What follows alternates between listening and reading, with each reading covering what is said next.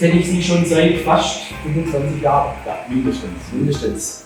Und durfte Ihnen die eine oder andere Säge schon verkaufen. Jetzt haben Sie eine große Investition gemacht. Ja.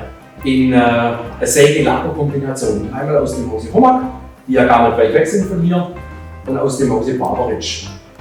Können Sie mir kurz erklären, warum Sie so eine Rieseninvestition noch gemacht haben?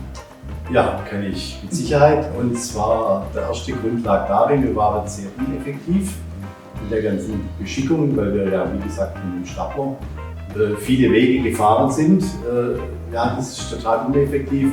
Dann haben wir zumal im Jahr 2010 eine neue Halle gebaut und die ist dann extrem hoch gewesen. Und gerade aus diesem Grund wollte ich so ein Lager reinmachen und dann sind wir ja zufällig auf die Situation gekommen, ja, dass man dann sowas in der zweiten Ebene machen kann und das mit Barbarich auch realisierbar ist.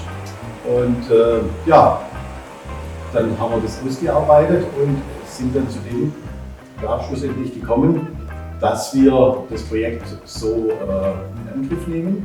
Das ist so eine Geschichte, wir sind wesentlich effektiver geworden, speziell mit der Zeit, mit der Arbeitszeit. Wir haben weniger Beschädigungen mit den Platten, es geht alles viel angenehmer für die Leute.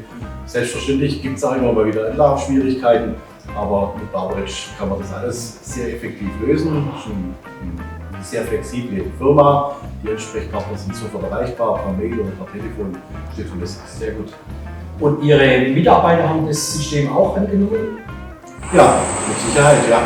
Wenn Sie heute so aus der Hüfte eine Prozentzahl schießen müssten, was Sie effektiver geworden sind, sprechen wir da von 20% oder 30% oder 50%?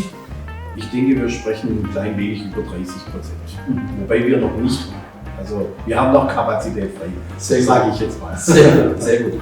Und wir sind ja immer wieder am Anpassen von Dingen, die man im Tagesgeschäft feststellt, wo es Kleinigkeiten gibt zum Neuanpassen, wo wir Dinge ergänzen, und das funktioniert ja hervorragend. Ja, sehr gut. Also ich denke, dass wir hier eine tolle Geschichte miteinander gemacht haben, und wir sind sehr dankbar, dass wir das miteinander machen durften. Ja, mit Sicherheit. Dankeschön.